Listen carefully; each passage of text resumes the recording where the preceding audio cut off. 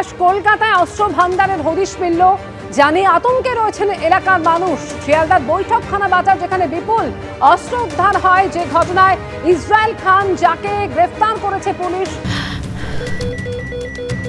ক্যান্সারে নেই আর ভয়, NCRI এ হবে এর জয়। আপনাদের ভরসা নেতাজি সুভাষচন্দ্র বোস ক্যান্সার হসপিটাল। তাকে আদালতে পেশ করা হলে 20 নভেম্বর পর্যন্ত পুলিশ হেফাজতের নির্দেশ দিয়েছে আদালত। কথা বলবো হিন্দোল দে আমাদের সঙ্গে এই মুহূর্তে রয়েছেন। হিন্দোল, 20 নভেম্বর পর্যন্ত পুলিশ হেফাজত হলো ইসরায়েল খানের। একেবারে দেখো, ইসরায়েল খান, যার বিরুদ্ধে কিন্তু অস্ত্র আইনে মামলা আগেও ছিল, ডাকাতির মামলা ছিল তার বিরুদ্ধে, তাকে কিন্তু গতকাল কলকাতা পুলিশের স্পেশাল টাস্ক ফোর্সের অফিসাররা এবং গোয়েন্দারা কিন্তু অত্যন্ত ধরে ফেলেন বৈঠকখানা রোডে, বৈঠকখানা বাজারের কাছ থেকে, এবং তাকে আজকে বিশাল আদালতে তোলা হলে বিচারকের সামনে কিন্তু আসামি পক্ষের আইনজীবী, অর্থাৎ কিনা এই অভিযুক্তের আইনজীবী এবং তার পাশাপাশি সরকারি আইনজীবী দুজনের সওয়াল জবাব শোনার পর বিচারক কিন্তু তাকে 10 দিনের, অর্থাৎ কিনা 20 নভেম্বর পর্যন্ত পুলিশি হেফাজতে নির্দেশ দিয়েছে। এই ইসরায়েল খান, যার বিরুদ্ধে কিন্তু এর আগেও ডাকাতি এবং অস্ত্র আইনের মামলা ছিল, এবং কিছুক্ষণ আগেও বলছিলাম, তার কাছ থেকে কিন্তু গতকাল সন্ধ্যায় তাকে রীতিমতো হাতে নাতে ধরে ফেলে STF এর গোয়েন্দারা। তার কাছ থেকে 10 দিনের পুলিশ হেফাজত হয়েছে ইসরায়েল খানের। সঙ্গে থাকো আমাদের, সেই ছবি আপনাদের দেখাবো, যে 2টি 7mm পিস্তল, 3টি ওয়ান শটার এবং 90 রাউন্ড গুলি উদ্ধার হয়েছে।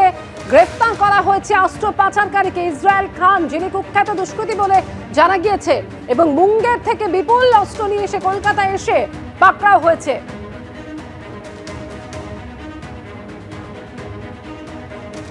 হিন্দোল দে আমাদের সঙ্গে সরাসরি রয়েছেন এই মুহূর্তে। হিন্দোলের আগেও তো এই ইসরায়েল খান, যিনি কুখ্যাত দুষ্কৃতী বলে জানা গিয়েছে, তার বিরুদ্ধে একাধিক অভিযোগ ছিল, একাধিক অভিযোগের মামলা ছিল তার বিরুদ্ধে।